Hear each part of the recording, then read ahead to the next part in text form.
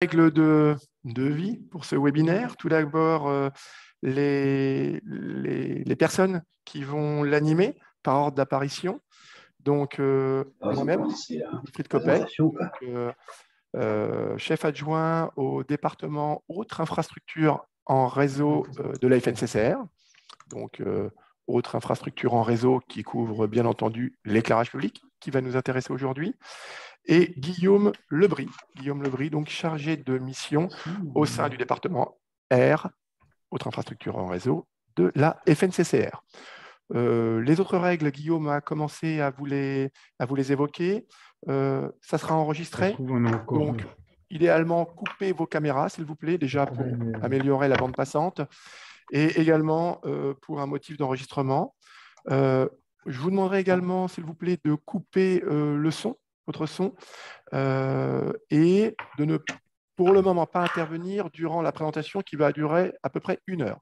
Si vous avez des questions, bien sûr, qui vous viennent à l'esprit durant la présentation, merci de nous en faire part dans le cadre de la discussion. Il y a un fil de discussion.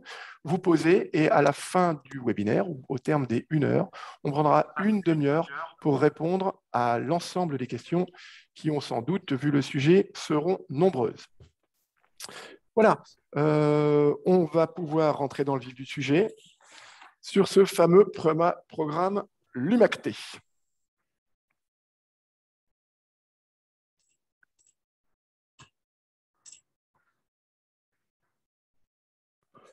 Alors, une petite présentation générale. Donc, effectivement, c'est pas, voilà, on est maintenant en phase opérationnelle du déploiement de ce programme, mais il y a eu du travail en amont, notamment du travail pour monter le programme auprès donc, dans le cadre d'Acté. Donc, Acté pour tout le monde et pour que ça soit dit une bonne fois pour toutes dans la réunion, c'est l'action des collectivités territoriales pour l'efficacité énergétique. Donc, ce programme qui a été mis en œuvre a vraiment deux centres d'intérêt forts. C'est financer des passages à l'acte pour la rénovation énergétique au sens large. Hein, c'est un programme central. Donc, on finance du passage à l'acte, c'est ce qui va nous intéresser aujourd'hui, mais également du centre de ressources des collectivités. Là, on parle de bibliothèques, de centres d'appui. Donc, on a bien une approche fondée sur 2 piliers, la mutualisation et l'action dans une stratégie de long terme. Alors, dans le passage à l'acte, vous voyez apparaître des appels à projets, ce que l'on appelle AAP, et également des sous-programmes. C'est bien d'un sous-programme dont on va parler aujourd'hui.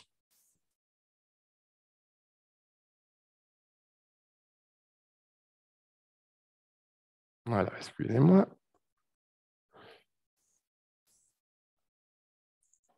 Voilà. L'ordre du jour. Forcément, on va parler éclairage public, donc je vais devoir un petit peu poser le contexte et de tous les enjeux qui gravitent actuellement autour de l'éclairage public.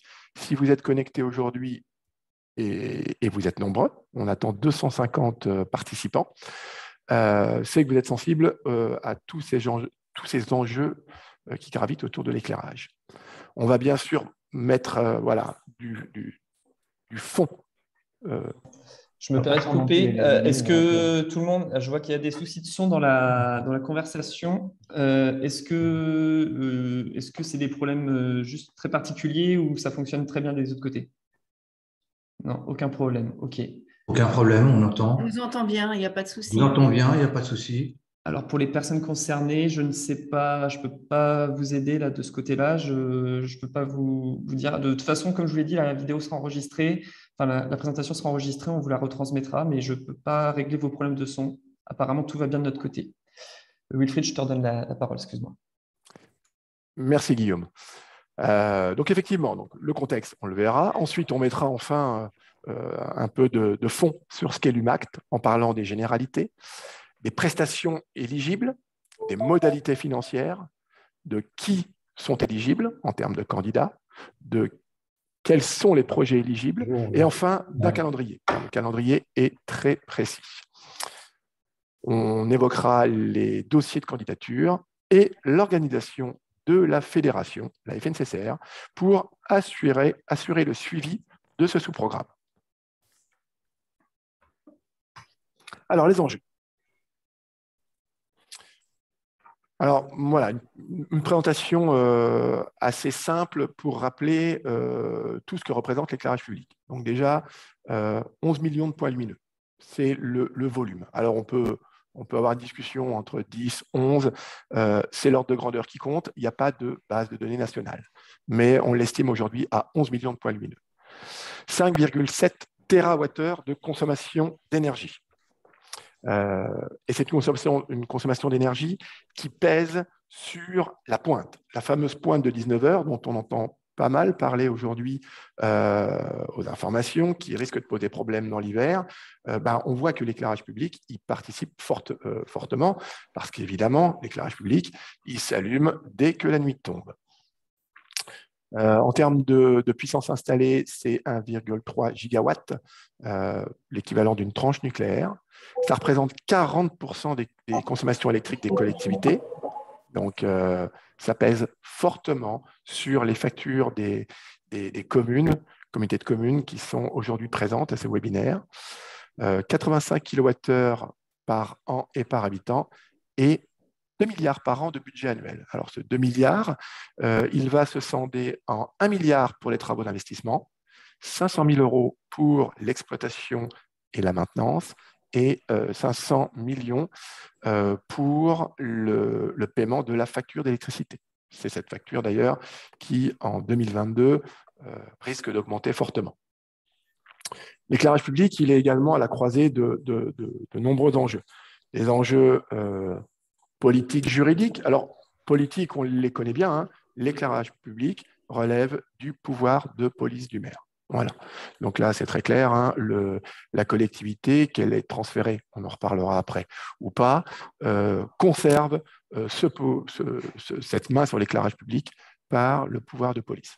Juridique, parce que c'est un réseau qui est sur le domaine public, qui traite aussi bien de lumière, d'électricité, on a également des risques mécaniques, et donc il y a des risques juridiques qui sont à évaluer, et ces risques juridiques qui sont portés par la commune, mais également par l'exploitant. Les deux vont devoir répondre d'actions sur ce réseau.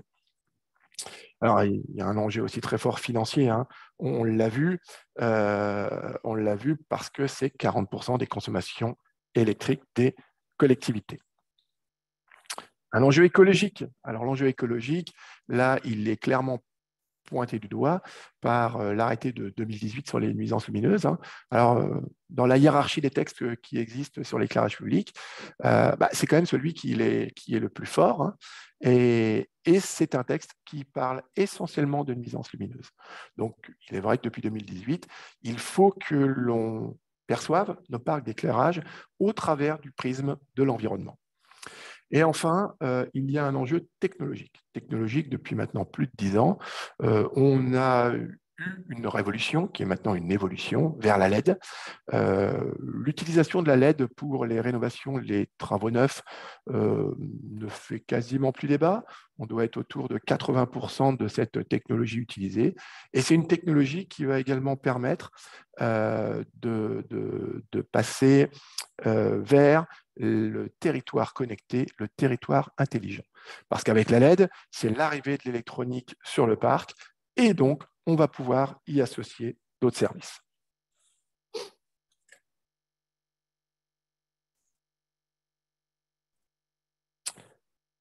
L'état du parc. Alors l'état du parc, on le reverra dans le webinaire, hein, mais plusieurs rapports, plusieurs guides ont été édités sur l'éclairage public ces 2 dernières années. Bon, je vais commencer par le guide de la Fédération qui anime ce webinaire aujourd'hui et qui porte le programme LUMACT. Donc, on a un guide sur l'éclairage public qui a été édité. L'ADEME également en a édité un. Et on a un rapport de la Cour des comptes réalisé en 2021 qui est lui également précis sur la gestion de l'éclairage public. Ces 3 documents ont pointé que le parc est aujourd'hui qualifié d'obsolète. Voilà. Donc, 40% des luminaires ont plus de 25 ans. Ces luminaires, les sources utilisées, la grande majorité, autour de 80%, c'est du sodium haute pression. On a encore des plus vieilles sources, mais là, les collectivités ont commencé le travail de remplacement. et doivent d'ailleurs le terminer. On parle bien sûr des ballons fluorescents, par exemple. La LED, dont je vous ai parlé, qui est quand même l'évolution technologique qui nous permet aujourd'hui d'envisager des travaux vraiment intéressants technologiquement. La présence est à peu près de 15-20%. On va avoir en fonction des territoires, des distinguos, hein, mais on peut retenir le taux de 15-20%. Alors, la LED, elle a de ça l'intéressant, mis à part qu'elle nous amène de la technologie sur le parc, que d'entrée de jeu, rien que le fait de remplacer la source, juste la source, on va avoir 40% d'économie sur la consommation. Alors, si en plus on fait jouer le deuxième intérêt de la LED, à savoir le pilotage, là, on va pouvoir monter à 75-80% d'économie sur la consommation. Donc, on voit que l'arrivée de cette technologie, aujourd'hui, devant la nécessité de la sobriété énergétique, va nous permettre d'engager des travaux vraiment intéressants pour les finances publiques. Les taux de renouvellement. Taux de renouvellement, aujourd'hui, observé 4-5%.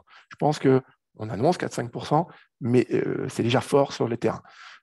Moi, j'avais plutôt en tête entre 3 et 4%. Bon, les rapports mettent à 4-5%, ce qui veut malgré tout dire que en fonction de ce taux, on va mettre 20 à 25 ans à renouveler tout le parc. Donc, si aujourd'hui, on a besoin d'accélérer parce qu'il va falloir vraiment être proactif en termes de sobriété énergétique, il va falloir améliorer ce taux de renouvellement. Le rapport de la Cour des comptes, qu'est-ce qu'il disait sur l'éclairage public? Alors, il s'est plus attaché je dirais, au principe de la compétence. Il a noté ce rapport qu'on manquait de mutualisation à l'échelle intercommunale. Aujourd'hui, environ 30% des communes, donc pouvoir de police du maire, ont transféré leurs compétences à une structure intercommunale, type un EPCI, un syndicat d'énergie. Donc, que 30%. Alors, c'est pointé du doigt parce qu'effectivement, dès lors qu'on va mutualiser cette compétence, on va pouvoir y associer derrière un service dédié qui va pouvoir se doter d'équipements pour gérer des parcs plus importants. Donc, on va avoir des effets d'échelle technologiques et économiques qui vont faire qu'on va rationaliser le fonctionnement de son parc d'éclairage public. Cette compétence, et c'est vraiment lié à la compétence éclairage public, elle est sécable. C'est-à-dire que si vous décidez de la transférer, vous pouvez faire un transfert complet. Là, on va parler d'investissement et de maintenance, donc les deux, ou on va pouvoir ne transférer que l'investissement. À noter que la maintenance seule n'est pas transférable. Alors là, le rapport de la Cour des comptes indique aussi que la Cour des comptes est plus vers un transfert complet pour, une nouvelle fois, optimiser, rationaliser le transfert de compétences. Aujourd'hui, lorsque le transfert se fait, 37% des transferts sont partiels, donc juste l'investissement. Alors, si on est en transfert, si on n'a pas de transfert et si on reste sur un éclairage public, sur une maille trop petite, eh ben, on s'aperçoit qu'on peut aboutir à un manque de connaissances, parce qu'on a un manque d'outils, sur son patrimoine d'éclairage public. Le décor est planté. Voilà où on en est. Donc, qu'est-ce que l'on peut retenir? On va retenir qu'en éclairage public, on va chercher à mutualiser les actions. Et on va retenir qu'en termes d'investissement, il n'y a pas assez d'investissement au niveau national et donc il va falloir accélérer le rythme. Alors d'ailleurs, pas assez d'investissement. On peut pointer également le fait qu'il y a très peu d'aides pour le moment associées aux travaux d'éclairage public. Donc ceci explique certainement cela et c'est bien pour ça que ce sous-programme a été décidé. Alors quelle a été la genèse de ce sous-programme? La première des pistes qui a été travaillée n'a pas été l'UMACT, mais une participation au plan de relance. Donc là, la FNCCR, dès la fin de la crise sanitaire et l'annonce d'un plan de relance, a présenté un plan de 10 milliards d'euros pour rénover le parc d'éclairage public. Ce plan a été adressé à 3 ministères, au cabinet du Premier ministre, et n'a pas reçu la réponse attendue. Malgré tout, on ne va pas parler d'un coup d'épée dans l'eau. Il y a eu du travail de fait et on a vu dès le début de l'année 2022 une opportunité de reprendre les éléments donnés et pour les intégrer à Acté 2, donc voilà l'Acté dont on a parlé au départ, pour en faire un sous-programme. Et là, pour le coup, ça a fonctionné. Ça a fonctionné. Il a été dégagé un budget de 10 millions d'euros pour le sous-programme LUMACT dans le cadre d'Acté 2. Donc, pour trouver les 10 millions d'euros, il fallait trouver des financeurs. Ça, je vais passer rapidement dessus, mais je vais quand même vous l'indiquer. Les financeurs, c'est au mois de mars qu'on a fait un appel à financeurs. Voilà. C'est un appel qui a motivé les potentiels financeurs, hein, 19 candidatures pour 86 millions d'euros. Au final, ont été retenus au mois de juin 9 lauréats, dont 6 entreprises locales de distribution, et il y avait également 6 nouveaux financeurs. Donc, vous avez les financeurs de ce programme qui apportent l'argent en dessous. Toujours, on est dans le cadre de Acté, donc par l'utilisation des C2E, des certificats d'économie d'énergie. Voilà, le décor, cette fois, est bien planté. Maintenant, on va rentrer dans le vif du sujet, à savoir le programme LUMACT. Alors, pour ce sous-programme, 3 axes ont été déterminés. Diagnostiquer, agir. Alors ça va se passer dans vos collectivités. Et accompagner. Donc là, c'est bien la FNCCR qui porte ce sous-programme, qui va disposer des outils pour faire ce rôle d'accompagnement. Diagnostiquer, agir ont été scindés en 3 lots qui vont vous aider à orienter vos demandes. Et c'est bien ces 3 lots que nous allons par la suite vous décrire dans ce webinaire. Le lot 1, c'est l'audit des installations existantes et fil conducteur des rénovations à mener. Alors, de quoi on va parler dans ce lot? On va parler d'audits patrimoniaux et énergétiques. On va parler de programmes de rénovation pluriannuels que vous pouvez porter auprès de vos collectivités adhérentes ou dans votre collectivité. On va parler de plan lumière, type schéma directeur d'aménagement lumière. Alors, le SDAL est un plan lumière, mais le SDAL est un document normé, donc on ne va pas se limiter à ce document. On va l'ouvrir à tous les plans lumière. Et puis, je vous ai dit, hein, un des enjeux de l'éclairage public aujourd'hui, c'est bien l'aspect environnemental. Donc, forcément qu'on devait y intégrer les trams noirs. Trams noirs qui, d'ailleurs, vont venir s'interfacer directement dans les plans lumière. Ça, c'est le lot 1, un lot diagnostic. Le lot 2, c'est l'intégration des données patrimoniales dans un outil logiciel pour suivre l'évolution du parc. Bon, là, très clairement, hein, c'est une aide à l'acquisition d'un outil de gestion et de maintenance. On l'a appelé GMAO, mais acquisition d'un premier outil de maintenance. Donc, on voit là qu'on est vraiment dans l'action. Ça, c'est le lot 2. Le lot 3, c'est le lancement de marché. Alors, vous allez avoir plusieurs types de marchés.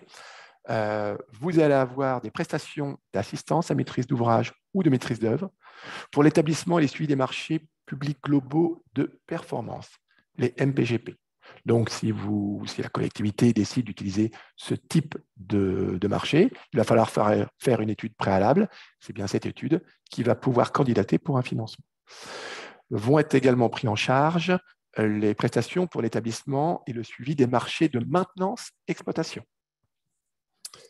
Et également, réalisation d'études spécifiques qui vous seront décrites plus tard par Guillaume pour des études qui vont avoir pour objet d'améliorer la gestion de votre parc EP.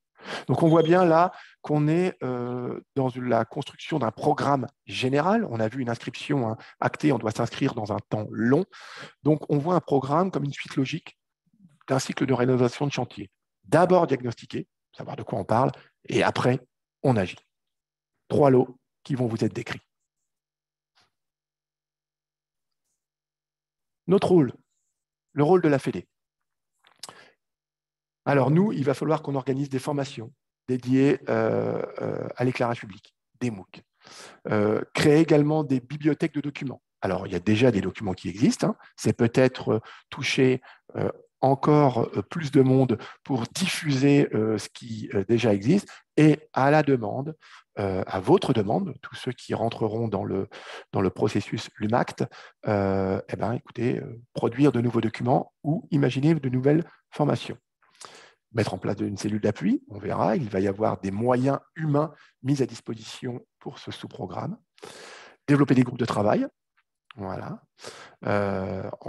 Pour faire simple, animer un réseau et bien sûr, instruire les dossiers. Vous allez, on l'espère, être nombreux à nous déposer des dossiers pour consommer ces fameux 10 millions d'euros. Il va falloir bien traiter les dossiers, voir s'ils s'inscrivent bien dans le cadre qui va maintenant vous être présenté précisément par Guillaume. Et donc, il va falloir bien étudier ces dossiers. Encourager les candidatures dans les territoires, ça c'est au cas où on serait en manque de candidatures. J'ai un petit peu de mal à penser que vous ne nous répondriez pas, mais si c'était le cas, on irait bien sûr stimuler tout le monde pour arriver au bout de ce programme. Okay. Eh bien, écoutez, pour ma part, j'en ai terminé de cette introduction. Je vais maintenant passer la parole à Guillaume, donc le chargé de mission au sein de notre département. Je vais en profiter pour regarder toutes les questions qui viennent, bien sûr dans le fil de discussion. Il peut y en avoir d'autres. Et une fois la présentation de Guillaume terminée, nous répondrons à toutes ces questions. Guillaume, je te laisse la main.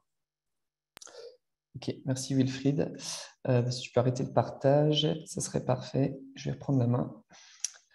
Hop. Je reprends la main, c'est parfait. Est-ce que tout le monde voit bien l'écran? Est-ce que Wilfried, tu peux me confirmer que c'est bon? Oui, c'est tout bon. Ok, très bien. Bonjour à toutes et à tous à nouveau. Je me permets de… Oui, donc je reprends ce qu'a dit Wilfried. Donc, effectivement, on a redéfini un petit peu le cadre dans lequel on a été lancé, notamment ce sous-programme LUMACT. Et effectivement, je vais essayer, moi, de mon côté, de vous détailler toutes les prestations qui sont éligibles lot par lot. N'hésitez pas à poser vos questions dans le fil de discussion. On prendra le temps d'y répondre à la fin du webinaire. Voilà. Alors, si je reprends lot par lot, effectivement, les prestations éligibles. Comme vous l'avez vu dans le lot 1, on est vraiment parti sur les prestations de type audit, de type schéma directeur d'aménagement lumière, et notamment réalisation de programmation de plans, de programmation pluriannuelle, notamment des investissements pour la rénovation du parc. Qu'est-ce qu'on va retrouver du coup exactement dans ce lot 1 seront valorisables ces fameux audits énergétiques et patrimoniaux. Pour ceux qui ont potentiellement peut-être déjà téléchargé le cahier des charges, vous verrez que plusieurs éléments sont indiqués dedans. Donc, ce qu'on attend vraiment de ces audits énergétiques et patrimoniaux, donc le constat avait été fait par la Cour des comptes qu'il y avait finalement quand même certaines collectivités qui ne connaissaient pas bien leur parc. Donc, le but, c'est de le connaître. Pour savoir où on va, il faut savoir d'où on vient. Et c'est de bien connaître son parc. Tu n'es pas en plein écran. Tu es en partage de notes. Pourquoi on voit un partage de notes? Pardon. Hop là, si je passe en plein écran, là, comme ça. Non, ça, c'était les sous-titres, pardon.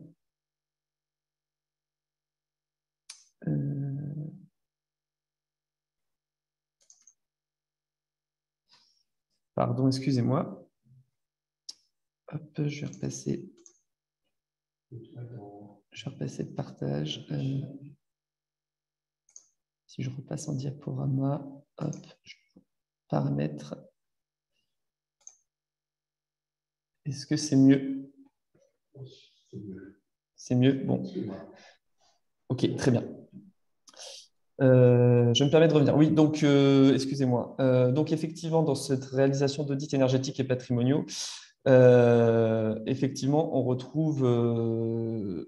va retrouver notamment, on va attendre des éléments bien précis, notamment sur l'audit.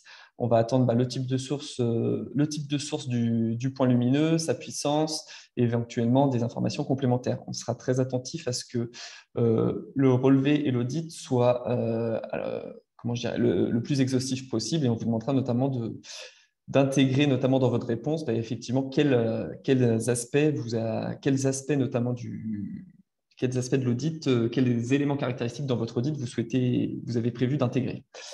Et de manière obligatoire, accolé à cet audit, on attend aussi un programme de rénovation.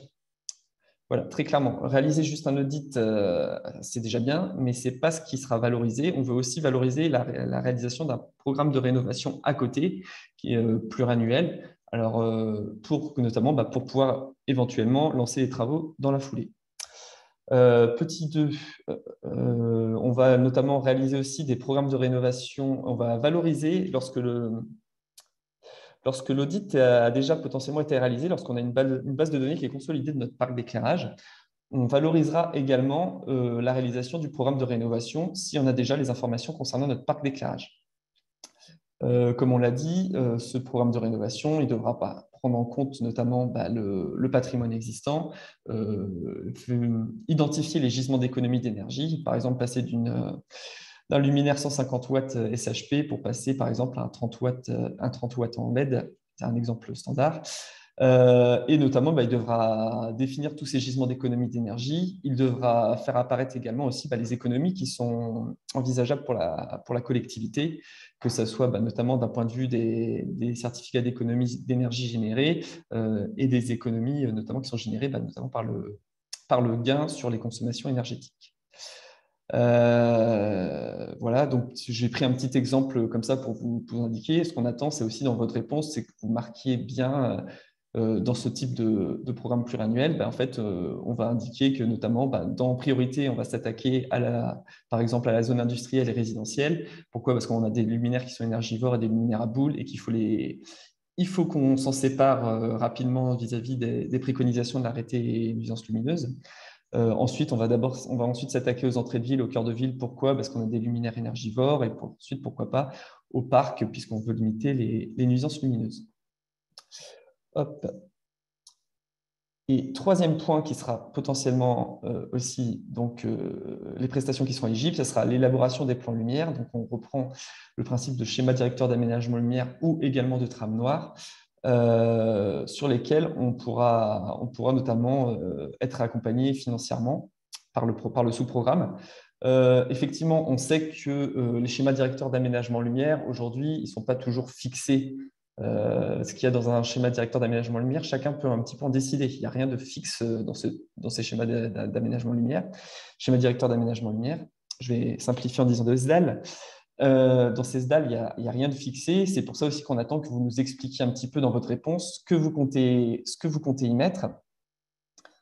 Et également donc ce que vous comptez y mettre et sur quoi vous vous basez. Donc, notamment la base de données qui est existante, le document, ensuite la réalisation du document. Et de la même manière que pour les audits énergétiques, on attend à ce que vous y accolliez un programme de rénovation.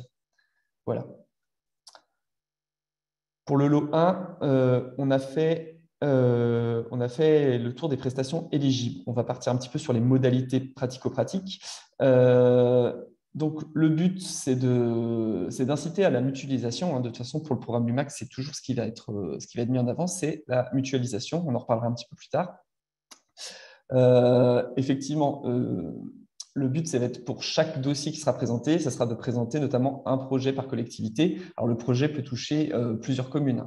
Je pense par exemple à des EPCI qui ont potentiellement récupéré la compétence de plusieurs communes sur l'investissement et sur la rénovation. Ils pourront présenter un projet dans lequel ils présenteront divers points lumineux provenant de diverses communes. Ensuite, donc pour revenir notamment sur les modalités et les coûts financières, effectivement, on pourra aller jusqu'à une subvention de 30% des prestations si le nombre de points lumineux, ça concerne moins de 3000 points lumineux, le projet concerne moins de 3000 points lumineux. Au contraire, on pourra aller jusqu'à une subvention de jusqu'à 50% si le projet concerne plus de 3000 points lumineux. Donc là, vous comprenez bien aussi que l'idée, c'est d'aller vers une incitation à la mutualisation. Le principe, c'est que derrière le plafond aussi, on ne peut pas se permettre notamment d'avoir dans ce lot 1 de continuer de financer rien qu'à l'aide jusqu'à 50% un nombre de points lumineux incalculables. Donc, par collectivité, on a décidé de fixer un plafond qui sera fixé à 150 000 euros. Pardon. Alors voilà, attention, juste un point très particulier, très précis à voir. On a parlé que dans ce lot 1, on a indiqué dans ce lot 1 qu'il y avait possibilité de valoriser plusieurs prestations. Si un groupement ou un candidat souhaite notamment valoriser ces prestations, il faudra bien faire attention que ces diverses prestations touchent différents points lumineux. On a pris un exemple assez simple, un audit patrimonial qui serait réalisé sur les communes X, Y et Z et un SDAL qui serait réalisé sur des communes Y, W et V. On ne pourra pas valoriser deux fois les points lumineux qui sont touchés par l'audit et par le schéma directeur d'aménagement lumière. Voilà. Pourquoi? Parce que le sous-programme LUMACT a pour objectif de toucher un maximum de points lumineux et d'aider un maximum de collectivités.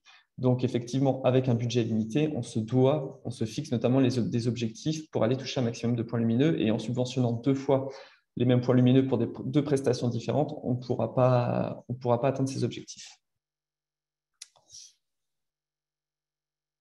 Voilà, alors voilà pour le lot 1. N'hésitez pas à poser vos questions dans la discussion. On en rediscutera à la fin de la présentation.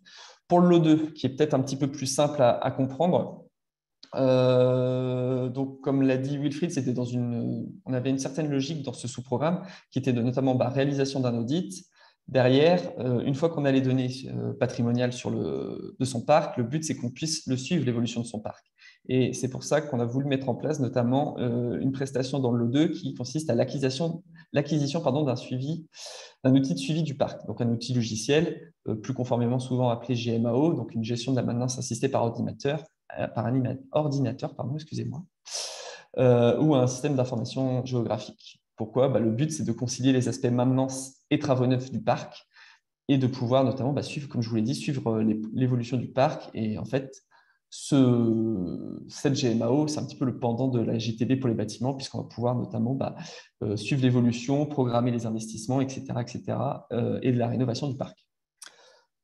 On s'est fixé comme objectif que dans ce lot, il ne fallait le but, c'était d'inciter les collectivités qui n'en possèdent pas à acquérir ce logiciel de GMAO. Donc, très clairement, il ne servira pas, ce lot-là ne pourra pas servir à renouveler ou à financer notamment une année supplémentaire, une année de licence supplémentaire d'un outil qui serait déjà existant. Le but, c'est que ça soit une première acquisition pour les candidats. Voilà. Pour le lot 2, voilà les prestations du coup, qui étaient éligibles. D'un point de vue financier, l'acquisition du logiciel sera plafonnée jusqu'à 50% du coût du projet, et derrière, le plafond est limité à 10 000 euros. Pour le lot 2, voilà, n'hésitez pas, si vous avez des questions, n'hésitez pas à les indiquer dans la conversation. Lot numéro 3, qui est peut-être un petit peu plus complexe à cerner. Je vais essayer d'être le plus clair possible. Dans le lot numéro 3, on pourra valoriser financièrement l'accompagnement des prestations, notamment d'assistance à maîtrise d'ouvrage et de maîtrise d'œuvre pour l'établissement et le suivi d'un marché public global de performance. Alors, pourquoi? Parce que ces marchés publics globaux de performance, ils permettent notamment de challenger les prestataires sur la réalisation d'économies d'énergie. Ils nécessitent souvent des compétences bien spécifiques pour suivre ce type de marché et notamment faire notamment un suivi tout à fait régulier et de pouvoir suivre le prestataire et les travaux qui sont réalisés. Et notamment souvent aussi suivre que les indicateurs qui ont été mis en place notamment dans le cahier des charges soient bien respectés et notamment suivre aussi les éventuels, les éventuels manquements du prestataire. Donc, on sait très bien que sur ce type de marché, ça demande un suivi tout spécifique. Malheureusement, à côté de ça, on a fait le constat qu'aujourd'hui, avec le programme, on ne pouvait pas aller vers la valorisation des prestations d'AMO pour des chantiers standards. Typiquement, dans l'esprit du sous-programme, on a voulu mettre en avant la réalisation de programmes pluriannuels de rénovation et pour qu'on ait une vision globale du patrimoine sur la commune. On ne pourra pas valoriser à côté de ça chaque projet, le temps passé sur des prestations d'AMO, qu'elles soient réalisées en interne, que ce soit réalisées par des prestataires extérieurs, le temps passé notamment sur la réalisation des avant-projets sommaires, la réalisation des DT, la validation des plans, la réalisation des bons de commande, etc., jusqu'au DGD et jusqu'à la récupération et la valorisation des C2E et la récupération et la mise à jour de la base de données. Pour les marchés classiques, on ne pourra pas le faire. Pourquoi ? Puisque ça correspond à un nombre de points lumineux qui est beaucoup trop élevé et une fois de plus, avec une enveloppe limitée, on ne pourrait pas se permettre de le faire. À côté de ça, ce n'est pas pour autant qu'on ne veut pas valoriser ces marchés de travaux classiques et qu'on force les collectivités à passer à des NPGP, puisque, comme je vous l'ai dit, c'est des marchés qui sont bien spécifiques et qui nécessitent notamment un suivi tout particulier. Donc, avant de se lancer dans un NPGP, il faut être bien sûr de ses besoins et des attentes qu'on a sur la rénovation du parc d'éclairage public. Notamment pour faire le point là-dessus, la FNCCR est toute apte à donner des conseils aux collectivités et à les accompagner sur le sujet, sur la nécessité ou non de passer par un marché public global de performance ou au contraire de rester sur un marché classique. Seront valorisés aussi, on s'est rendu compte que qu'on passait à côté sur des prestations d'AMO, MOE pour le lancement de marchés. On veut valoriser ces marchés mutualisés d'exploitation et de maintenance. Pourquoi ? Parce qu'on se rend compte que souvent, il n'y a que la compétence investissement qui peut être potentiellement déléguée et les communes restent à gérer leur éclairage public un petit peu au coup par coup, pas rénover, pardon, à exploiter et à maintenir leur éclairage public un peu au coup par coup. Et on aimerait permettre une mutualisation notamment de ces marchés pour qu'elles puissent avoir accès notamment à des prestations qui sont toutes dédiées, toutes dédiées notamment à l'exploitation et à la maintenance du parc d'éclairage public. Donc, je spécifie tout à fait que dans ces prestations, notamment pour la mutualisation, notamment des lancements de marché d'exploitation et de maintenance, les prestations qui seront valorisées, ce sera l'analyse des besoins, la rédaction des pièces marché, l'analyse des offres, la rédaction des actes d'engagement, etc., jusqu'au lancement du marché. Après, le suivi ne sera pas valorisé. C'est pour ça que c'est pour ça qu'on s'est permis de mettre un petit attention. Le suivi ne peut pas être accompagné financièrement et la prestation n'est pas cumulable avec les prestations d'AMO, MOE, puisque certains marchés publics globaux de performance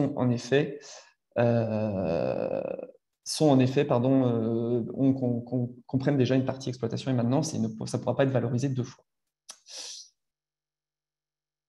À côté de ça, on a voulu aussi, notamment pour permettre d'alimenter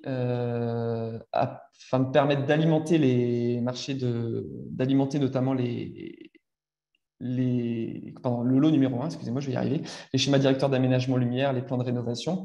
On a tenu également à accompagner les collectivités, notamment à la réalisation d'études un petit peu spécifiques sur leur territoire. Puisqu'on le sait, en fait, la gestion de notre éclairage public, elle est forcément différente selon d'où l'on vient. Selon les territoires, effectivement, la gestion potentiellement en Haute-Savoie de l'éclairage public ne sera pas la même que dans le Finistère, ne sera pas la même que dans la Nièvre. Et effectivement, on peut avoir ou que ce soit dans un territoire urbain.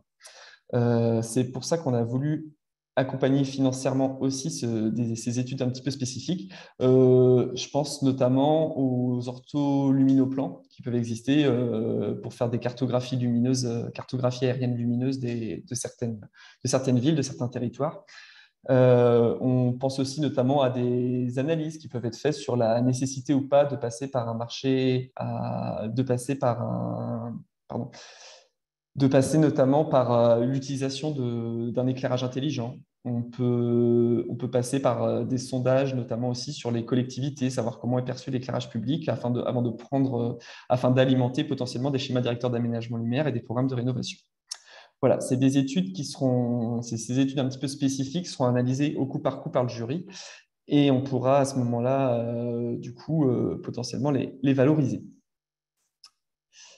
D'un point de vue financier, on pourra les valoriser jusqu'à 30%, notamment du coût total du projet.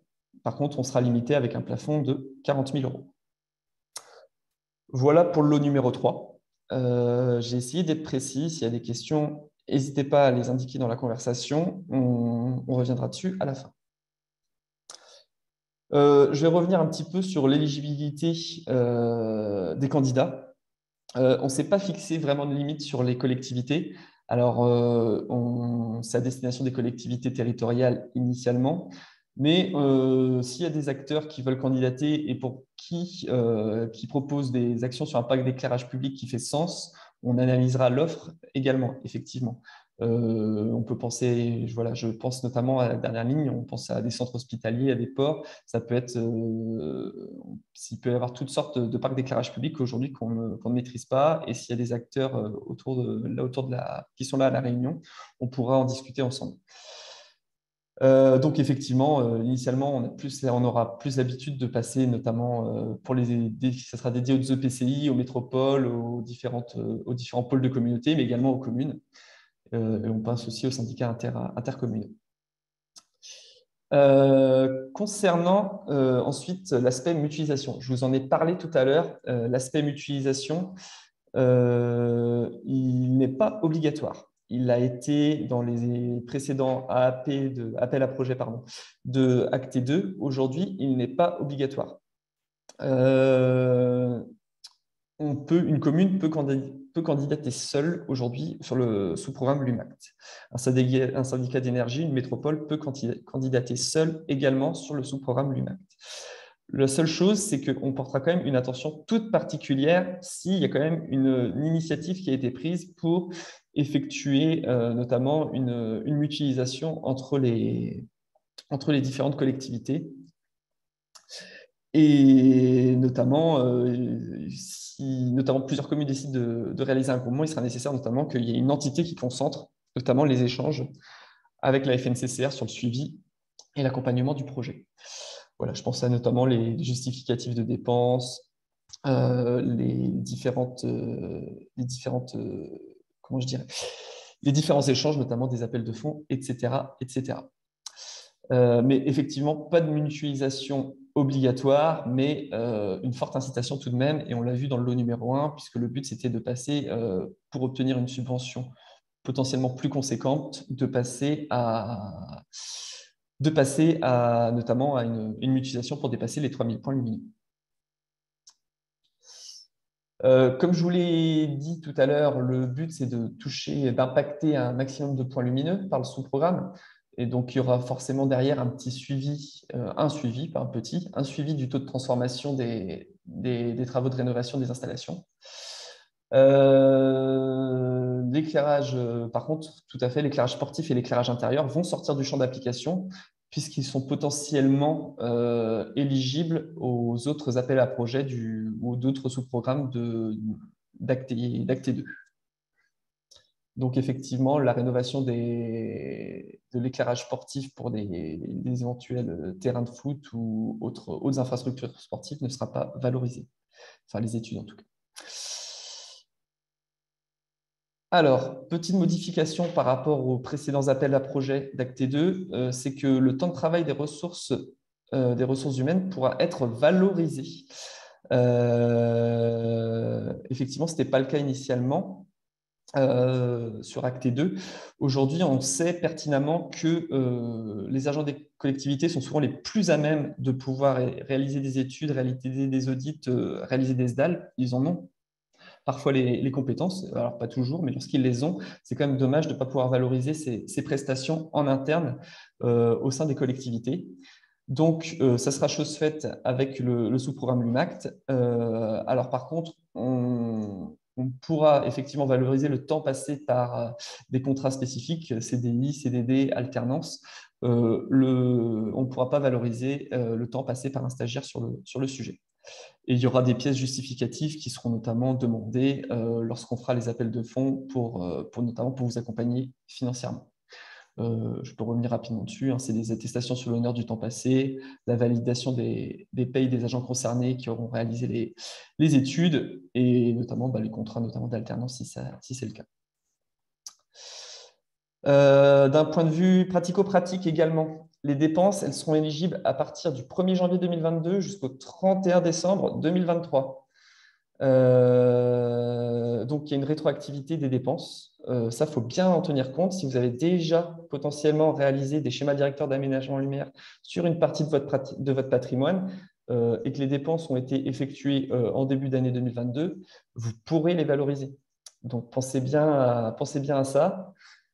À côté de ça, et donc ça ira jusqu'au 31 décembre 2023, ce sera la dernière dépense éligible au 31 décembre 2023. On va revenir sur le calendrier après de toute façon. Le dépôt des candidatures, il se fait à partir du 16 septembre prochain et il sera réalisé jusqu'au 31 mai 2023. Donc, ça nous laisse 8 mois et demi, si je ne dis pas de bêtises.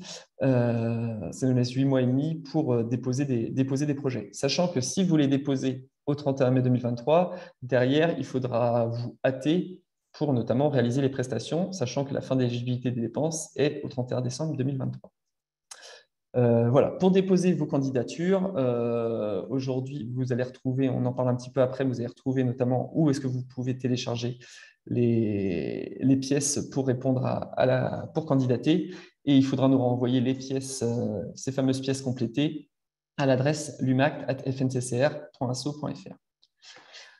Donc, oui, c'est ce que je vous ai dit. Donc, vous pourrez candidater à partir du 16 septembre. L'idée, c'est que de notre côté, la FNCCR, on va analyser, on va instruire les dossiers et ils vont passer ensuite devant le jury.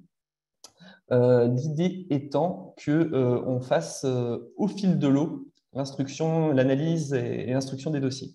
C'est-à-dire que si vous le déposez votre dossier, par exemple, en décembre 2022, l'analyse se fera directement une fois que votre dossier sera déposé. On essaiera d'analyser votre dossier au fur et à mesure, d'analyser les dossiers au fur et à mesure pour pouvoir vous répondre rapidement, pour que vous puissiez éventuellement du coup lancer les travaux, pas lancer les travaux, pardon, lancer les études assez rapidement. Ce qu'on vous incite à faire aussi, c'est à nous solliciter via l'adresse Lumact avant de déposer votre dossier de candidature, qu'on puisse en discuter ensemble de votre projet et qu'on puisse un petit peu l'analyser et qu'on vous oriente notamment sur ce qui sera présenté, ce qui sera valorisable ou pas, pour éviter les désillusions potentiellement si vous n'êtes pas lauréat. Voilà, d'un point de vue calendrier, donc je vous passe la slide ici. Vous verrez que notamment au 18 juillet 2022, donc on a lancé le sous-programme. Donc à partir du 16 septembre, on aura les premiers dépôts de candidature jusqu'au 31 mai 2023. Et ensuite, au 31 décembre 2023, on aura la fin d'éligibilité des dépenses. Donc, effectivement, vous pourrez déposer tous vos projets jusqu'au 31 mai 2023 et déposer vos candidatures et l'instruction se fera au fil de l'eau. On fera des verdicts assez réguliers, notamment. On donnera notre analyse au jury qui validera ou pas le dossier des candidats et on essaiera de faire tous les mois une analyse du jury pour pouvoir vous répondre le plus rapidement possible sur le fait que vous ayez été lauréat ou non du sous-programme. Donc, s'en suivra ensuite notamment une validation, notamment avec la signature des conventions, la rédaction et la signature des conventions avec les lauréats. Et puis ensuite, notamment, du coup, à vous de jouer pour effectuer ces fameuses études selon les lots sur lesquels vous aurez candidaté et selon lesquels vous aurez été lauréat, pardon. Et on effectuera des appels de fonds tous les trimestres, tous les 3 mois, tous les 3 mois, du coup, à partir notamment le premier aura lieu en décembre 2022. Voilà. Savoir que derrière, comme je vous l'ai dit, il y a une vérification des taux de transformation qui sera réalisée Et notamment, dès le 16 septembre, potentiellement, on a dit qu'il y avait des opérations qui étaient… il y avait une rétroaction de certaines opérations. Si les travaux de rénovation ont déjà eu lieu par rapport à des études qui auraient été réalisées en début d'année, eh ben, nous, on fera aussi ce suivi à la FNCCR, on fera aussi ce suivi-là directement. Voilà, donc là, vous pouvez voir sur le calendrier comment va fonctionner le sous-programme. À partir du 16 septembre jusqu'au 30, sur les premiers dépôts de candidature qui auront lieu notamment jusqu'au 30 septembre, on va analyser, nous, les dossiers qui auront été déposés jusqu'au 30 septembre. On va se prendre un petit peu de temps, notamment jusqu'au 7 octobre, pour analyser les dossiers et les présenter au jury. Le jury aura 15 jours pour nous faire un retour sur ce qu'on a présenté. Et derrière, on effectuera un mail aux candidats si les dossiers sont retenus, et ainsi de suite tous les mois. Voilà. On récupère ensuite des dossiers du 1er octobre jusqu'au 31 octobre, etc., etc. Voilà. Si vous avez des questions, n'hésitez pas aussi dans la conversation. Comme je vous l'ai dit, pour candidater, il faut retirer les dossiers à l'adresse suivante qui sont, du coup, je vous laisse, vous aurez un lien qu'on va vous soumettre. Vous pourrez aller les récupérer directement, sachant qu'il y a 2 documents à remplir, à nous remettre, et seulement 2. Comme je vous l'ai dit, nous sommes plutôt pour une prévalidation ensemble du dossier que vous allez présenter.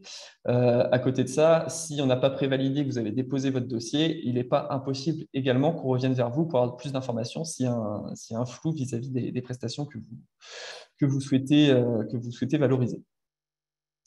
Ce qu'on attend spécifiquement de vous, c'est dans la partie 1, c'est la description du candidat et de sa politique de rénovation énergétique. Petit 2, ça va être dans la partie 1, oui, c'est ça, c'est de manière générale, c'est une description en fait de quelle entité vous êtes, ce que vous représentez, du nombre de points lumineux que vous avez, que votre parc représente aujourd'hui, sa composition. Et je vais présenter un petit peu ce qui a été mis en place d'un point de vue rénovation énergétique au sein de votre entité. Et ce qui sera bien important, ça sera de préciser aussi le nombre de points lumineux qui sera ciblé pour chaque lot. Dans la partie 2, donc vous allez rappeler les travaux qui ont déjà été engagés depuis plusieurs années sur votre parc d'éclairage public, les économies d'énergie que vous avez pu générer, et du coup, le nombre de points lumineux et de communes sur lesquelles vous comptez travailler dans le sous-programme. Vous avez présenté la politique de rénovation du parc et décrire, et ça j'insiste bien dessus, décrivez bien lot par lot les prestations sur lesquelles vous candidatez et décrivez également, je repense au lot numéro 1, typiquement si vous candidatez pour un audit énergétique et patrimonial, précisez bien ce que vous allez mettre dans vos documents. Voilà. Précisez bien les documents que vous allez, voilà, les éléments attendus dans les livrables. Et à chaque fois, le nombre de points lumineux qui sont potentiellement sur lesquels vous allez travailler. Voilà, dernière partie de la partie 2, donc ça c'est sur le document 3, qui a un document 3 à remplir, faudra bien aussi spécifier les besoins que vous pourriez avoir en termes de formation vis-à-vis de l'éclairage public, que ce soit pour les élus, pour les agents, effectivement tous vos besoins. Sur le deuxième document, donc si je reviens un petit peu en arrière sur le deuxième document, hop, sur le document 4, finalement vous aurez juste à remplir vous aurez juste à remplir notamment financièrement votre projet, le coût de votre projet, le montant pour lequel vous candidatez, et effectivement si vous avez déjà d'autres aides sur votre projet qui viennent d'ailleurs.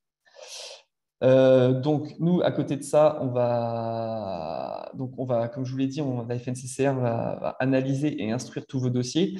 On aura 2 chargés de mission qui vont, dans un premier temps, qui auront pour charge d'analyse et d'instruction des dossiers, d'aller prospecter d'éventuels candidats si on n'a pas assez de dossiers, qui vont suivre l'avancée des projets, qui vont du coup être avec vous et avec les lauréats, qui vont être présents avec les lauréats pour suivre l'évolution des projets, vérifier que effectivement les études sont bien lancées, que finalement le budget qui a été affilié sera bien respecté.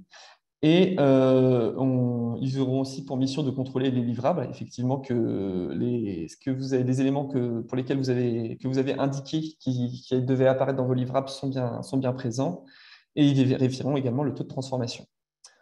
Derrière, sur la partie plus financière, effectivement, ils contrôleront les appels de fonds, notamment sur les prestations internes et externes. Ils vont organiser des groupes de travail, notamment thématiques, sur les différents sujets des différents lots, et ils vont animer des formations et des MOOC.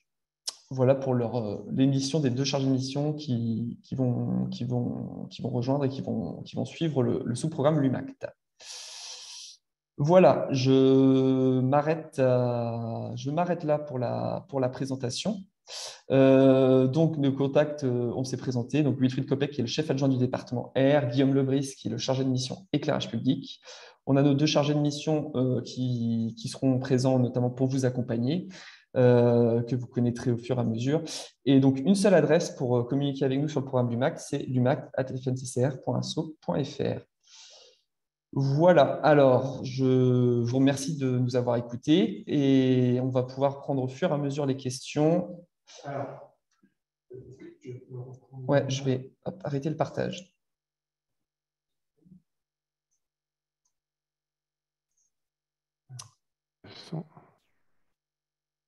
Oui, alors je vais reprendre la main sur la partie questions. Alors, je vais également, excusez-moi.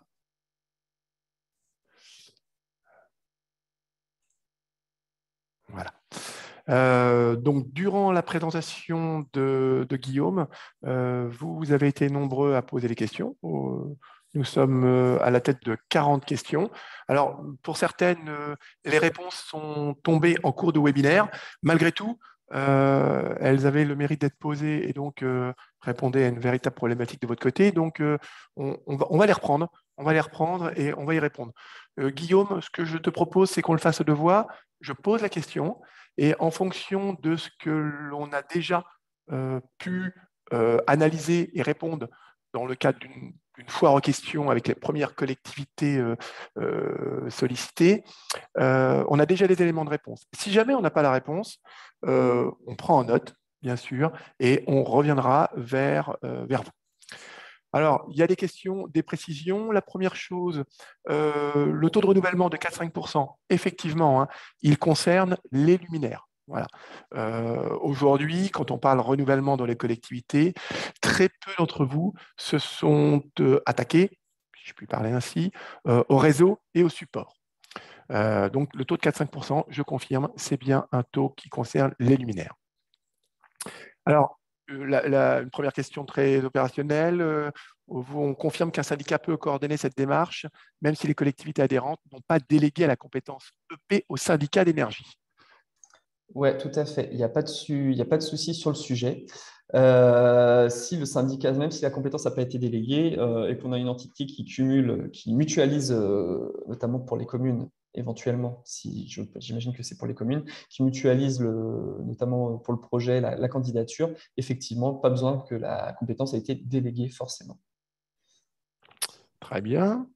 Les dépenses internes sont-elles éligibles? Recrutement, formation, achat. Alors, comme je vous le disais, hein, il y a des choses qui ont été dites entre-temps, mais ça a le mérite de bien les répéter, de bien les ancrer pour tout le monde. Donc, dépenses internes.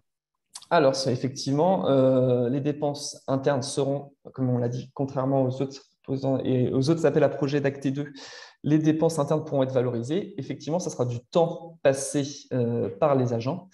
Initialement, le sous-programme LUMACT n'a pas vocation à générer de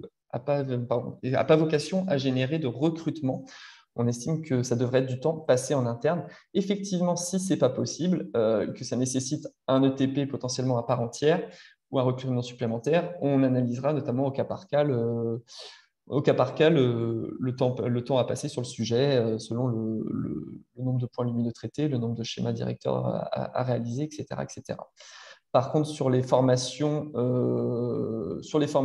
on aimerait quand même valoriser dans un premier temps les formations qui peuvent être faites au sein du programme, enfin du sous-programme, pardon. Et concernant les achats, aujourd'hui, sur l'acquisition de matériel, on est seulement sur l'acquisition du logiciel de GMAO qui pourrait être valorisé. En termes d'achat, on n'a pas prévu de valoriser d'autres achats. Très bien, merci. Une question concernant Alors là, dans la question, c'est formulé travaux réalisés en régie. Alors, on est bien d'accord, hein, on va remplacer le terme travaux par le terme études. On est bien là sur du financement d'études. Donc, études réalisées en régie, là, je pense que Guillaume, tu as répondu, c'est pris en compte. Et également, s'il existe dans le cadre de la régie un service dédié pour la mise à jour du patrimoine. Est-ce que dans le cadre de ce service, les dépenses peuvent être prises en compte? Alors, sur de la mise à jour du patrimoine en tant que tel, comme je l'ai dit, si on est dans la suite de travaux de rénovation et on est juste sur une mise à jour du patrimoine, ça ne peut pas être valorisé. Si on a un vrai temps passé en régie réel sur notamment aller sur site et bien faire un vrai audit du patrimoine parce qu'on n'en a pas la connaissance, effectivement, à ce moment-là, le temps passé pour la réalisation de l'audit énergétique et patrimonial pourrait être valorisé. Je ne sais pas si c'est clair. Non, non, je pense que c'est très clair. Si vous avez des réactions, n'hésitez pas toujours à les mettre dans notre fil de discussion. Ensuite, alors on avait également un service dédié pour la mise à jour du patrimoine. Oui, non, ça c'est fait, excusez-moi. Alors, une question sur le lot 1. Les 3000 points lumineux correspondent-ils au nombre de luminaires en place ou au nombre de luminaires à rénover? Alors, le nombre de points lumineux concerne en fait le projet sur lequel la collectivité va réaliser notamment sa prestation. S'entend, si j'ai un parc d'éclairage public de 4000 points lumineux, imaginons, et que finalement je veux faire un audit sur seulement 2000 d'entre eux, ça sera les 2000 et pas les 4000, même si potentiellement je fais des travaux de rénovation sur l'ensemble du parc au fur et à mesure. C'est vraiment ceux qui sont parmi les projets et parmi les prestations vues, ça va être notamment les points lumineux qui appartiennent au projet. Très bien. Les 30%, toujours sur ce lot 1, c'est le coût des travaux à réaliser. Sur quoi portent les 30%? Alors, les 30% sur le lot 1, les 30% sur le lot 1, oui, d'accord, sur la première partie, et ben, ça correspond notamment sur toutes les prestations qu'on a vues, audit patrimonial et énergétique, réalisation de programmes pluriannuels et schéma directeur d'aménagement lumière et trame noire. C'est les 30%, c'est effectivement, si on se retrouve, on peut aller jusqu'à 30%, et je tiens bien à le répéter, c'est jusqu'à 30% et jusqu'à 50% sur ces prestations-là ça concerne un parc d'éclairage public qui est inférieur à 3000 points lumineux. Donc, si j'entends bien et si je comprends bien, les 30% ne portent pas sur les travaux que vous avez à faire, mais sur réellement le financement de vos études, ce que vont coûter vos études, qu'elles soient externalisées ou réalisées en interne ou en régie, comme on a pu le voir. Une question sur le plafond des 150 000 euros d'aide ou d'études. C'est bien 150 000 euros d'études? Non, non, non. L'aide ira jusqu'à 150 000 euros. Sur le financement, d'accord, sur le financement des études. OK, c'est clair. Alors, on a déjà répondu sur la question de la compétence éclairage public. Financement des agences éligibles, ça c'est bon.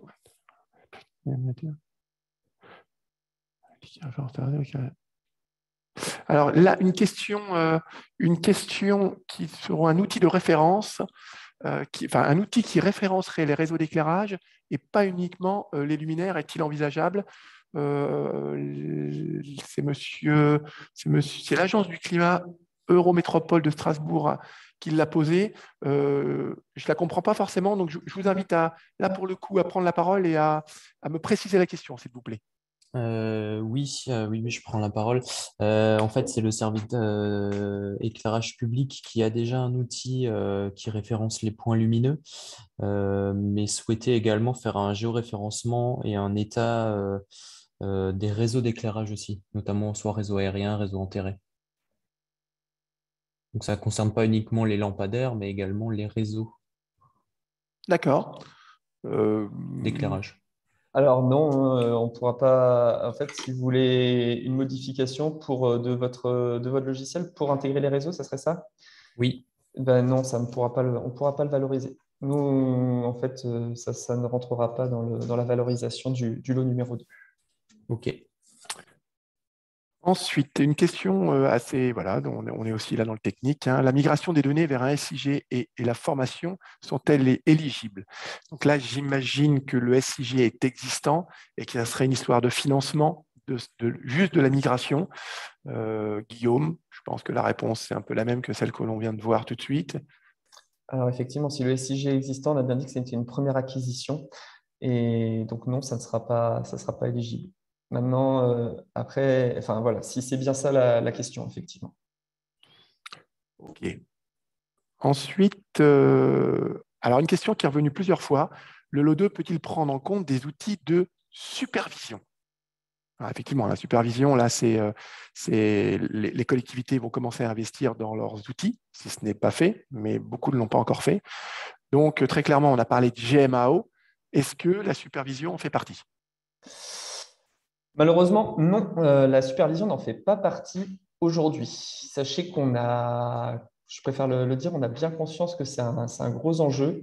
Aujourd'hui, il ne fait pas partie du lot numéro 2, d'aucun lot, notamment d'aucun lot du sous-programme, pardon. Mais on y réfléchit pour éventuellement peut-être d'autres opportunités pour l'intégrer. Très bien. Euh, une question sur la cartographie aérienne des éclairages. Est-ce qu'elle est éligible à ce programme? Oui, dans le cadre du lot numéro 3, elle sera éligible. Donc effectivement, comme on a peut-être pu le présenter, ce serait pour alimenter les éventuels schémas directeurs d'aménagement lumière ou les programmes pluriannuels de rénovation. Effectivement, ça sera éligible. Et donc du coup, si je me rappelle bien, ça sera jusqu'à 30% et jusqu'à plafonner à 40 000 euros. Très bien, merci. La géodétection, cette fois, des réseaux EP, est-elle éligible? Non, la géodétection n'est pas éligible. La question m'a déjà été posée sur le sujet. Effectivement, on est sur du réglementaire et malheureusement, ça ne pourra pas rentrer dans ce sous-programme. Très bien, donc on retient donc pas de supervision, pas de géodétection. OK. Euh, Alors, une question sur la pollution lumineuse. Est-ce qu'une mission spécifique sur la pollution lumineuse et la préservation de la biodiversité peut être intégrée au lot 1? Alors, une mission spécifique ne sera pas intégrée au lot 1, par contre, elle pourrait l'être dans le cadre du lot numéro 3. Dans le cadre des études spécifiques. Bien sûr, à voir ce qu'on souhaite y mettre. Il y aura une analyse qui sera à la discrétion du jury, mais effectivement, n'hésitez pas à candidater sur le sujet. Alors, ouais, il y avait un retour sur les évolutions des SIG, bon, qui ne sont pas prises en compte. On en a plusieurs fois parlé. Bon, il y a des discussions, hein, pour obtenir là, pour le coup, les 10 millions d'euros. Il y a c'est réglé avec les services de l'État et il y a des règles qui sont données. Et effectivement, la règle pour ce sous-programme est celle qui vous est présentée. Premier outil SIG, pas d'évolution prise en compte. Malgré tout, il se peut qu'il y ait des évolutions de ce sous-programme. On va pouvoir l'évoquer. Alors pour l'instant, hein, on est totalement dans le virtuel. Il est évident que ce qui peut présenter comme un manque à aujourd'hui sera proposé. Éventuellement, ça peut être considéré comme un manque. Mais donc, pas d'évolution sur les logiciels existants qui sera prise en compte dans le cadre de l'UMACT, acté. Les délais. Alors, il y a une question sur les délais des prestations. C'est une question qui a été posée avant que Guillaume ne présente le calendrier complet. Donc, je ne reviens pas dessus. Vous aurez bien sûr le PowerPoint qui vous sera proposé et les délais sont clairement indiqués. Alors ensuite, voilà des questions sur encore des SIG qui devraient évoluer. On vous a apporté la réponse. Un candidat peut-il être éligible à plusieurs lots? Oui, oui, donc tout à fait. On vous invite même, comme on l'a dit, le sous-programme a été construit comme une suite logique. Donc, effectivement, un candidat peut présenter, notamment peut répondre à plusieurs lots. Effectivement, c'est même un petit peu l'objectif un peu ultime, si je peux me permettre, c'est effectivement de rentrer dans ce schéma audit ou schéma directeur d'aménagement lumière, plan de programmation de rénovation pluriannuelle, intégration dans un SIG et puis lancement d'un marché pour effectuer la rénovation. Effectivement, on peut candidater et même on peut candidater pour des points lumineux ou des communes différentes selon les différents lots. Il n'y a pas de souci, il n'y a pas de sujet là-dessus. C'est même encouragé, hein, vivement.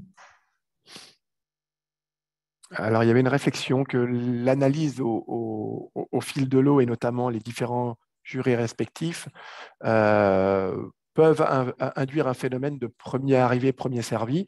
Alors, la FNCCR, hein, qui va piloter l'instruction des dossiers, va bien sûr être sensible à ce qu'on va avoir dans les premiers dépôts pour pouvoir bien répartir l'enveloppe.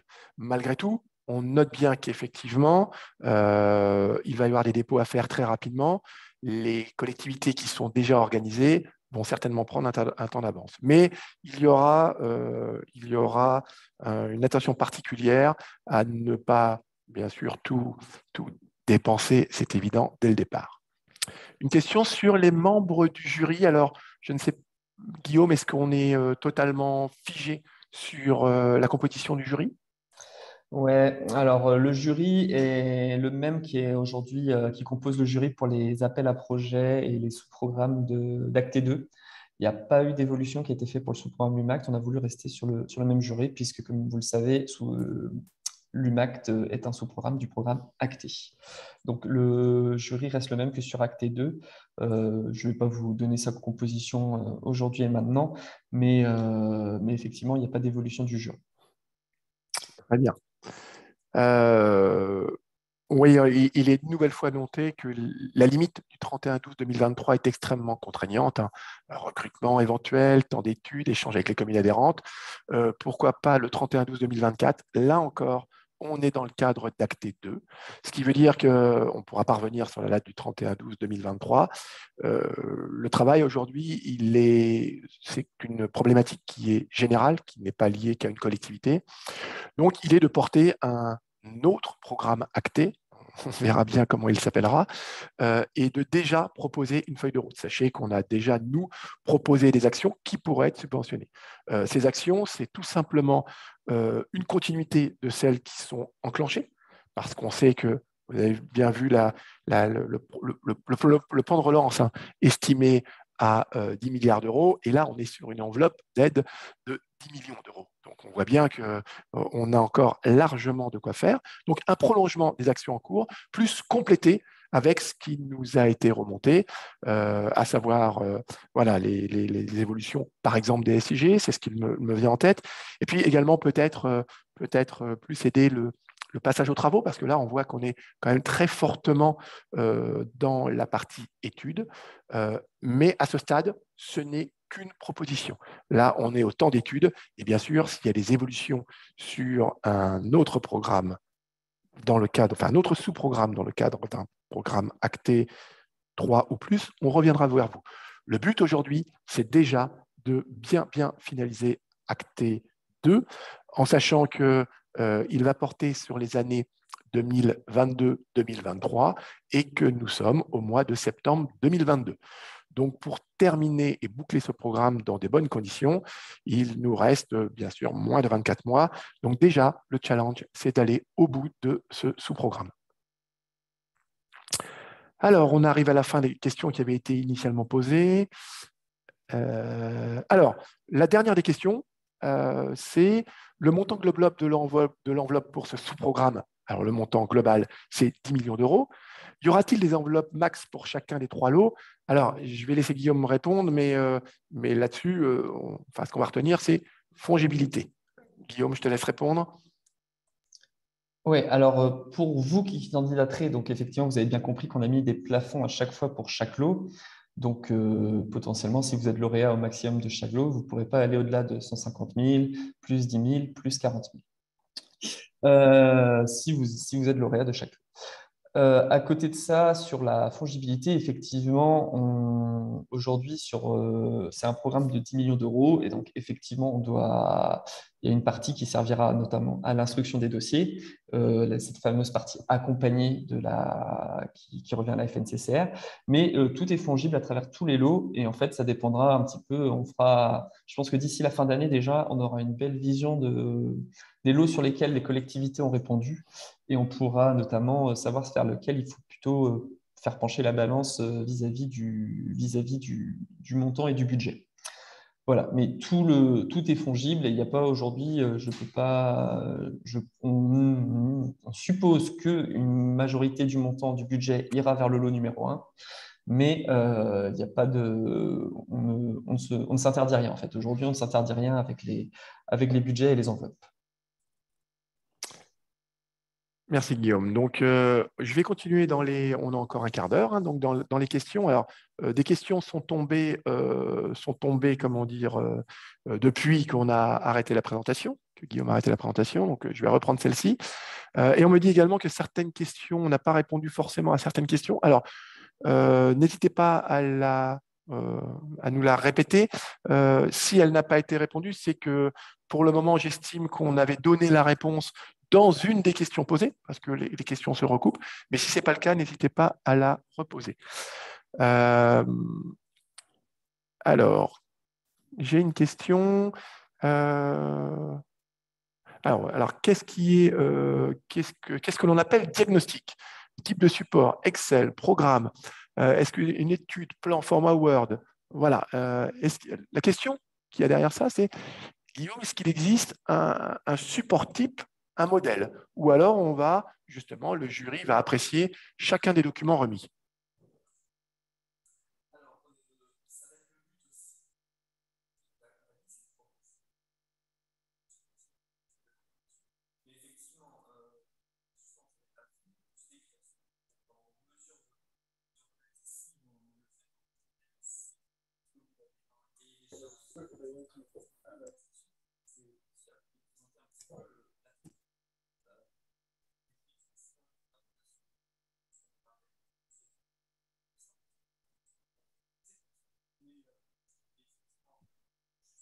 Un micro, Guillaume. Ah. Bien vu, excusez-moi. Donc, je reprends. Excusez-moi. Effectivement, ce que je disais, c'est qu'on a accompagné, qui sera l'axe accompagné qui nous permettra notamment de suivre et de proposer des modèles. De documents. À côté de ça, lorsqu'il va y avoir une analyse, une instruction des dossiers, c'est aussi pertinent de votre part de nous dire ce que vous comptez présenter, la manière dont vous le faites, que ce soit en interne aujourd'hui ou demain en interne aujourd'hui ou demain ou en externalisant la prestation, pardon, excusez-moi. Et l'idée, c'est donc que vous nous précisiez un petit peu comment vous allez le présenter. Très clairement, aujourd'hui, juste nous renvoyer une base de données avec des champs complétés, c'est pas très pertinent pour nous. Nous, ce qui serait intéressant, c'est d'avoir un petit modèle, et notamment sur lequel du patrimoine qui a été audité, éventuellement, et derrière le programme de rénovation qui y sera collé. Je ne sais pas si j'ai été clair sur la question. Alors, une question. Alors, peut-être y a-t-on répondu, mais du coup, on va creuser. Est-ce qu'un syndicat peut déposer plusieurs dossiers car les plafonds des DED peuvent être rapidement atteints? Alors, on a répondu sur la question de pouvoir répondre sur plusieurs lots. La réponse est claire, oui, on peut répondre sur plusieurs lots. Maintenant, dans un même lot, Guillaume, est-ce qu'on peut présenter différents dossiers à différents jurys? Jury 1 avec du lot 1, et puis jury 3-4 avec encore du lot 1. Non, chaque collectivité qui présentera un dossier sera potentiellement lauréat une seule et unique fois. Elle ne pourra pas l'être plusieurs fois. Donc, c'est pour ça qu'il faut bien anticiper ce que j'entends, c'est qu'il faut bien anticiper dans sa réponse le nombre de points lumineux sur lesquels vous allez pouvoir effectuer des audits, des schémas directeurs d'aménagement lumière, etc. Il faut bien anticiper ce qui pourrait être éligible pour vous jusqu'à 2023, enfin, les prestations réalisées jusqu'à 2023, fin 2023, pardon. Voilà, mais présenter un seul dossier et vous serez lauréat que d'un seul dossier, quoi. Et il faut vraiment tout mettre dans ce dossier. Alors, il n'y a pas de souci, hein, dans le lot numéro 1, comme je vous l'ai dit, vous pouvez présenter une partie SDAL, une partie audit, une partie plan pluriannuel. Dans le lot 3, vous pouvez présenter plusieurs études, sachant que, on vous l'a bien spécifié, les montants, les plafonds étaient indiqués par lot. Voilà. Merci Guillaume, c'est clair. Une question sur le lot 3. Un marché global de performance est-il obligatoire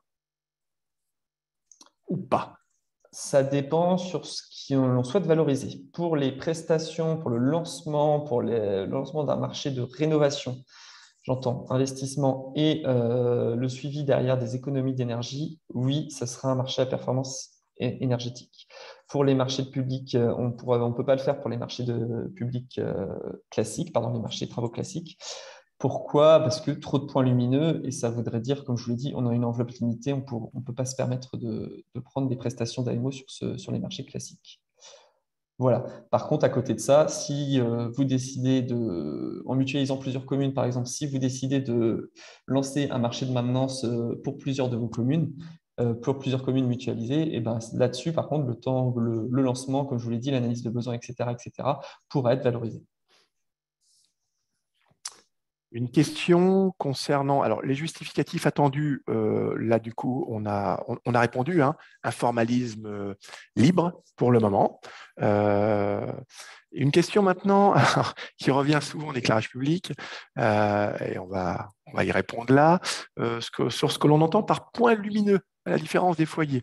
Donc, l'exemple qui est donné, c'est un candélabre équipé d'un double feu. Est-il considéré comme un point lumineux ou deux points lumineux? Ce sera deux points lumineux. Il n'y a pas de souci là-dessus. Ok, c'est précis. Merci.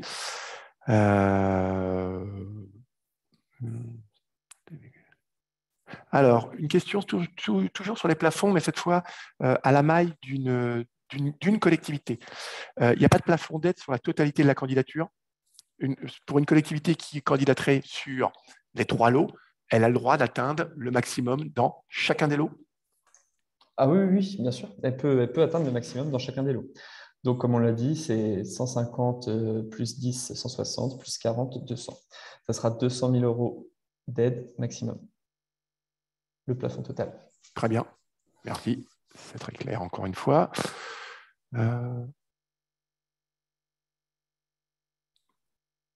Alors, une question sur le lot 2. En cas de groupement de communes qui prévoit ensuite de gérer individuellement leur éclairage, comment est-ce prévu puisque chaque commune aura besoin de disposer d'un logiciel de gestion? Alors là, on est vraiment sur la question de la mutualisation. Guillaume, est-ce qu'on a une réponse toute faite, Ouais, déjà traitée? Non, aujourd'hui, il existe, on peut faire un groupement.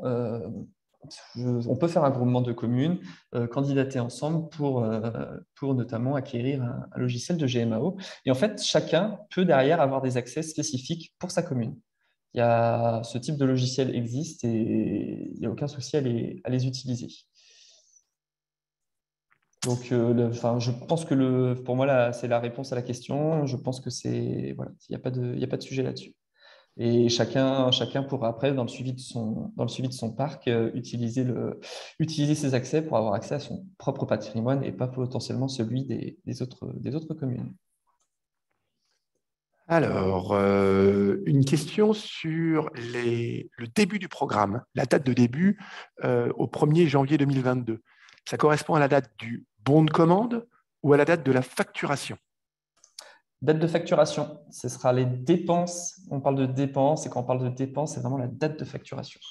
Très bien. Et donc, ça marche aussi avec pour 2023, ça sera les dépenses et pas l'édition d'un bon de commande au 30 décembre. Donc, les justificatifs à fournir, hein, on les a vus, que ce soit réalisé en interne ou en externe. En externe, une facture. En interne, une validation par le comptable public, une justification. Alors, encore des questions. Alors, y aura-t-il un autre sous-programme pour la rénovation, cette fois des réseaux souterrains? Effectivement, on en revient à une des observations du départ.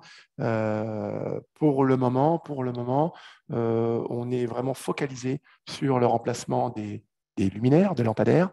Malgré tout, la question des réseaux est-elle abordée déjà dans ce sous-programme, Guillaume? Alors non, non, malheureusement, pour les réseaux, on ne peut pas, il n'est pas abordé dans le cadre de ce sous-programme. Surtout, j'imagine qu'on parle là de rénovation et comme on l'a dit, l'UMACT concerne les études. À côté de ça, effectivement, pourquoi c'est pas pris en compte? Puisque, comme je vous l'ai dit, c'est un programme qui est financé par la valorisation des C2E, puisqu'on a des obligés qui le financent. Et le but, c'est de générer des économies d'énergie. Et malheureusement, la rénovation du réseau, certes, elle est très importante. Là-dessus, je suis le premier à en être conscient. Mais malheureusement, on ne génère pas d'économie d'énergie de ce point de vue-là. Malheureusement, très peu si on parle des pertes en ligne. Donc, effectivement, malheureusement, pour les travaux, ça sera pas valorisé. Mais de toute façon, l'UMACT ne valorise que les études. Merci bien. Pour tout le monde, hein, c'était une indication. Donc pour la supervision, Enedis nous propose gratuitement le service Mon éclairage public. Voilà, donc effectivement, hein, ce service a été développé dans la plupart des départements. Après, il faut que chacun puisse aller bien essayer ce service pour voir s'il répond à ses attentes de supervision. Ça, c'était une observation. Ensuite, oui, alors une collectivité hein, qui, si on a pu évoquer 3-4% de taux de renouvellement, qui nous indique qu'elle a 30% par an de renouvellement. Donc, c'est félicitations. Et je comprends qu'il y ait des aides attendues sur les travaux, mais encore une fois, ça ne sera pas dans le cadre de ce programme.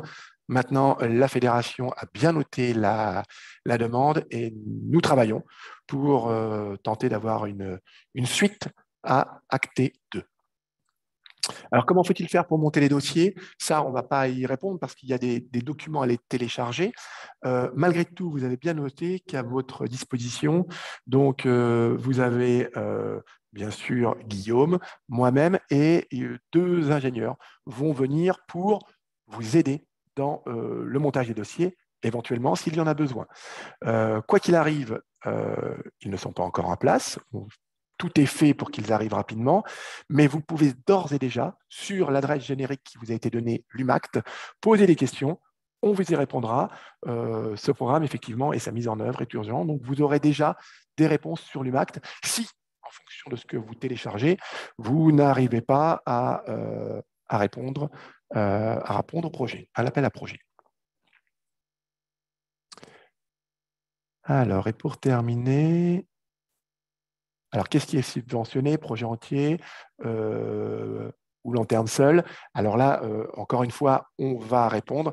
Ce qui est subventionné, ce sont bien les études. C'est bien les études. On ne parle pas de coûts de travaux, on parle de financer les études. Donc là, je ne rentre pas dans le détail. On a déjà largement répondu. Alors, est-ce qu'il y a eu d'autres questions? Ah oui, alors une question, allez, on se prend encore 5 minutes. Une question sur les prestations exploitation maintenance du lot 3, si elles sont faites in-house, sont-elles éligibles? Oui, la réponse a été donnée par un formalisme voilà, où il va falloir valoriser les heures agents, mais ça peut tout à fait rentrer dans le cadre du lot 3.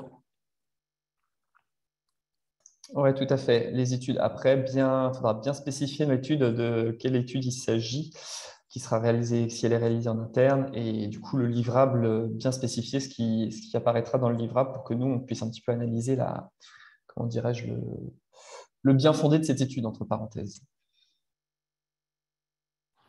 Alors, je regarde.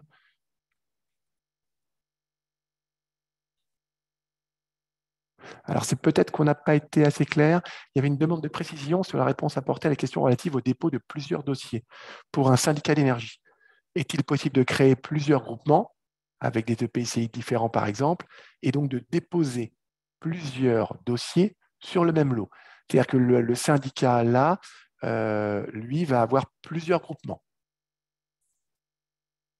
Alors, Guillaume, est-ce que c'est une question qui mérite qu'on aille voir dans le détail ce qui se passe? Parce qu'effectivement, en termes de transfert de compétences, on a une multitude enfin, c'est à géométrie variable en fonction des départements.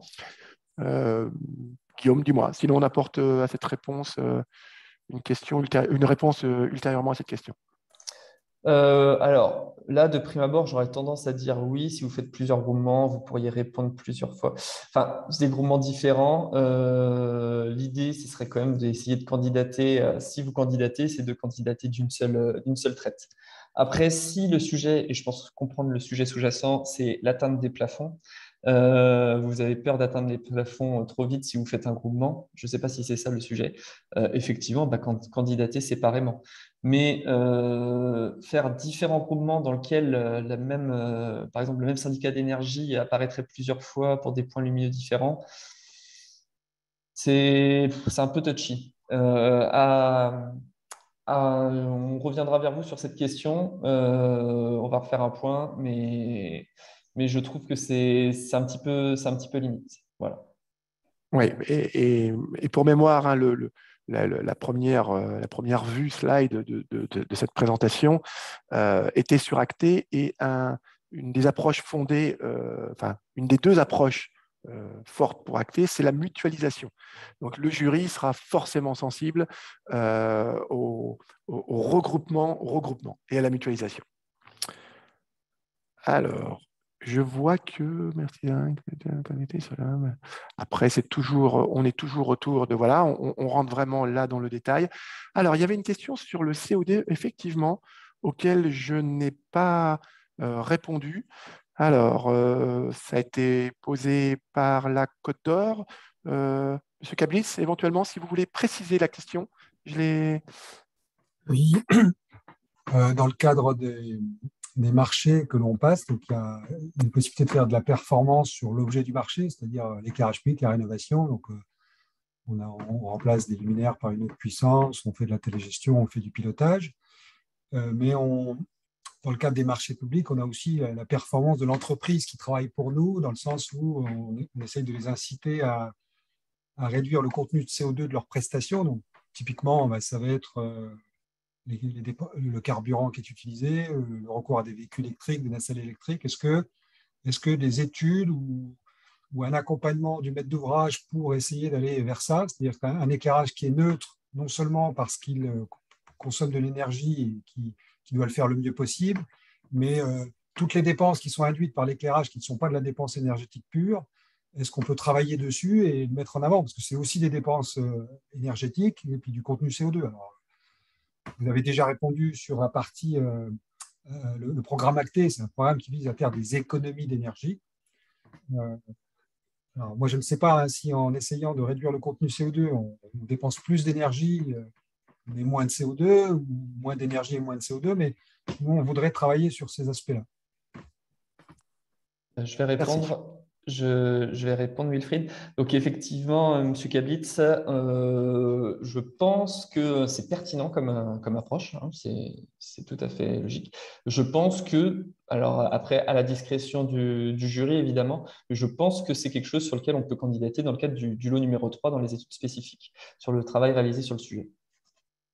Voilà, moi je pense que ça peut avoir sa place et que c'est pertinent. On va c'est dans le cadre d'un marché lié à l'éclairage public. On cherche à faire des économies d'énergie et notamment réaliser moins d'émissions de CO2. Donc, il est possible de candidater. Après, quid du choix que fera le jury, ce qu'il en pensera, ça,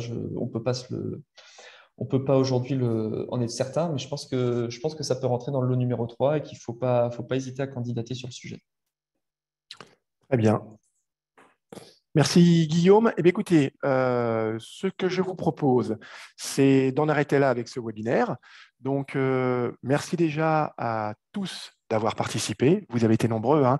On avait 250 inscrits et on a dû avoir à peu près 200 personnes à participer à cette présentation. Merci à Guillaume pour la préparation et la réponse aux questions. Donc, il semblerait que la foire aux questions sur laquelle nous avions déjà travaillé était déjà suffisamment riche pour pouvoir répondre en direct, ce qui est bien. Mais je suis persuadé que vous aurez encore des questions. N'hésitez pas à revenir vers vous. Je vous rappelle l'adresse générique qui a été créée, lumact@fnccr.asso.fr, lumact@fnccr.asso.fr. Vous avez bien noté la date du 16 septembre, voilà, qui est la date donc, pour la dépose des premiers dossiers. Donc surtout, n'hésitez pas. On vous espère bien sûr nombreux. On